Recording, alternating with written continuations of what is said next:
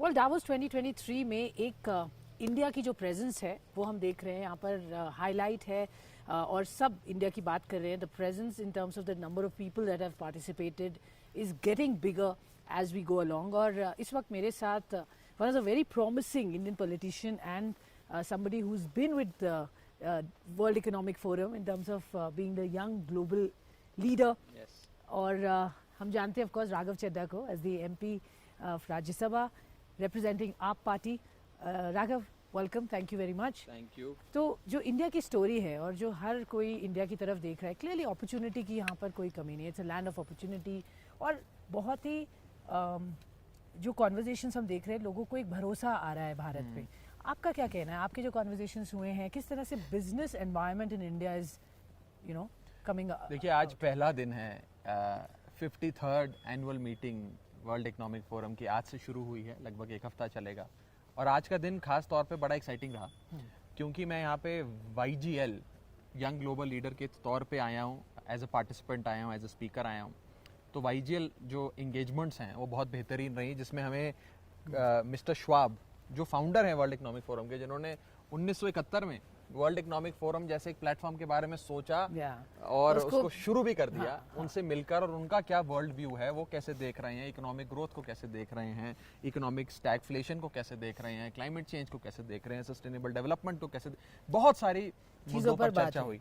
उसी के साथ साथ मैं इस समय को साइडलाइंस पर peer to peer one on one meetings के लिए भी इस्तेमाल कर रहा हूँ.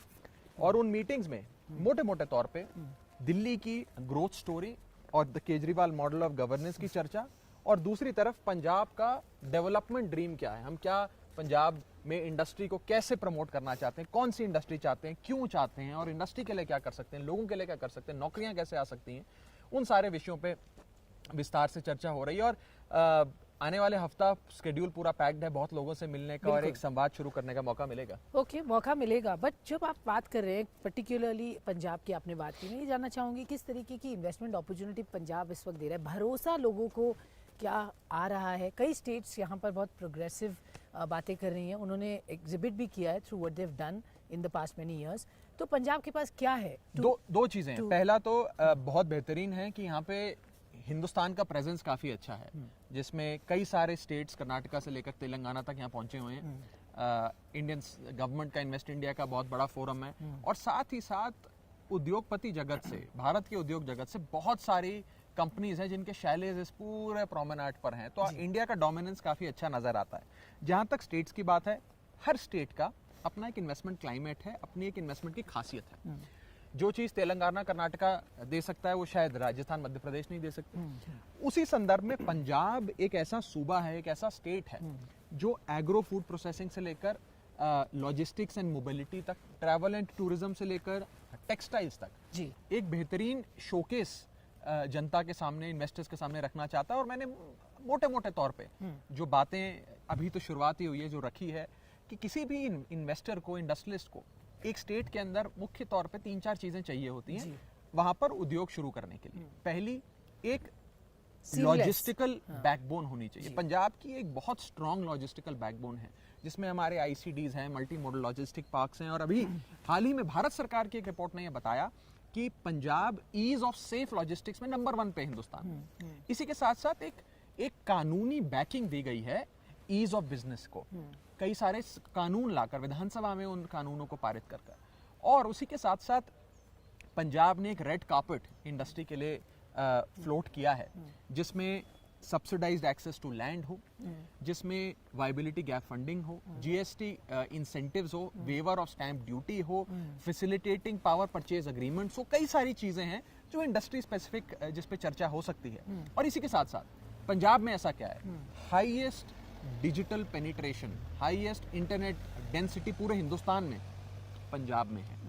सबसे ज्यादा आप कहें कमर्शियल कोर्ट्स का एक नेटवर्क, जब आप कुछ राज्यों की बात करते हैं जो टॉप में हो, पंजाब वहां पे आता है. और कॉस्ट ऑफ लिविंग सरकार पंजाब की कम करने में लगी हुई है, जो हमारा एक Arvind Kejriwal model of governance है, जिसमें हम एक सम्मानजनक जीवन जीने के लिए बिजली, पानी, शिक्षा, स्वास्थ्य देते हैं. उससे कॉस्ट ऑफ लिविंग एक शख्स का कम हो जाएगा। जब कॉस्ट ऑफ लिविंग कम होगा तो क्या बढ़ेगा? डिस्पोजेबल इनकम बढ़ेगी।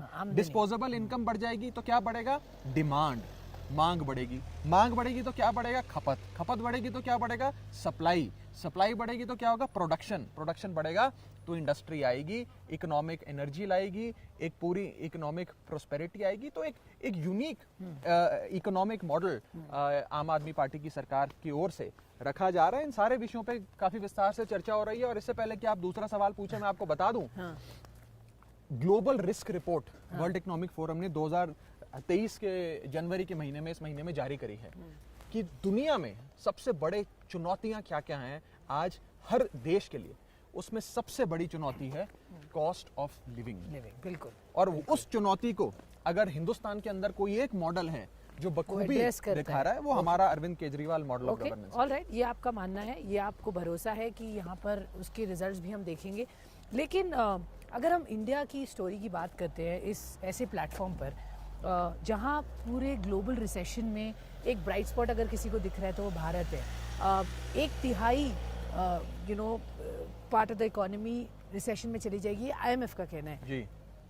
यहाँ पर इंडिया के लिए एक बहुत बढ़िया अपॉर्चुनिटी है खुद की पॉलिसीज़ को और खुद को एक प्रोजेक्ट करना एक अच्छे रूप में। तो अगर हम एट द सेंटर लेवल जो सरकार करना चाह रही है, एक पोजीशन करना चाह रही है, उसके जो फ्रेमवर्क है और जो बजट आने वाला है, किस तरीके से हम देखेंगे इस बार का बजट, या क्या एक्सपेक्टेशन है आपकी जिससे भारत और मजबूत देश बने? देखिए, पहली चीज तो यह है कि इसमें कोई दो राय नहीं है कि जहां पूरी दुनिया में एक प्रकार से हाई डेट, हाई इन्फ्लेशन और लो ग्रोथ का ट्रेंड चल रहा है, बहुत बड़ा देश का एक हिस्सा रिसेशन या कहीं स्टैगफ्लेशन में जा रहा है, वहाँ हिंदुस्तान की भले ही ग्रोथ रेट को डाउनग्रेड किया हो, 6% की जगह 4% प्रोजेक्ट कर रहे हो, लेकिन ग्रोथ रेट नजर आता है क्योंकि फंडामेंटल्स भारत देश के बहुत स्ट्रांग है, मेहनती लोग हैं जी, और मेहनत करके अपनी रोटी खून पसीना एक करके रोटी खाने में विश्वास रखते हैं जी।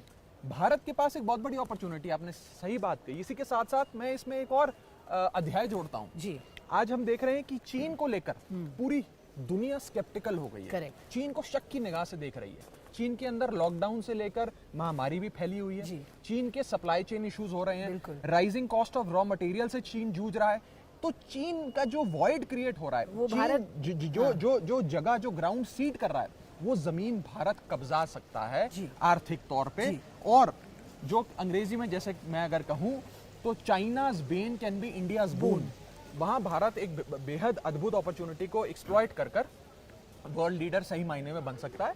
उम्मीद है कि करेंगे। और खास तौर पे आप यहीं इसी प्रोमेनाड पे देखें तो स्टेट्स के अंदर एक हेल्दी कंपटीशन है आपस में। भले ही इन्वेस्टमेंट के लिए तेलंगाना महाराष्ट्र से लड़ रहा है, महाराष्ट्र पंजाब से लड़ रहा है, पंजाब दिल्ली से, पर सारे स्टेट्स जो हैं आपस में इस हेल्दी कंपटीशन, इस प्रतिस्पर्धा करके भारत में इन्वेस्टमेंट आएगी, देश उन्नति करेगा। आई थिंक ये अगर एक सोच है जो हमें एक करती है, चाहे अलग अलग पॉलिटिकल पार्टीज हैं, अलग अलग आइडियोलॉजीज हैं, बट अगर सबका एक ही पर्पस है that make India proud, Bharat को ऊपर लेके आए। देखिए, यही इस देश की खासियत भी है, क्योंकि हम फॉरेन सॉइल पे हैं, तो यहाँ पे हम सब हिंदुस्तानी हैं, हम एक टीम इंडिया के हिस्से हैं। Team India. और भारत की लोकतंत्र की यही खासियत है। मैं आपको बताऊं, जब राजीव गांधी जी देश के प्रधानमंत्री थे जी, तो उन्होंने अपने विपक्ष के नेता अटल बिहारी वाजपेयी जी को यूनाइटेड नेशंस में भारत का प्रतिनिधि बनाकर भेजा था।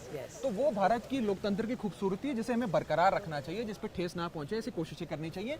और ये सारे चीजें देखकर दुनिया के इन्वेस्टर्स, दुनिया की इकोनॉमीज बड़ी पॉजिटिव निगाह से भारत की ओर देखेंगी। आई थिंक ये हमारे लिए एक बहुत बड़ी एक स्ट्रेंथ बन के आएगा, यूनाइटेड एज वी स्टैंड। बिल्कुल आएगा, मेरा अपना मानना है कि बिल्कुल आएगा। Thank you very much, always a pleasure. Lovely talking to you.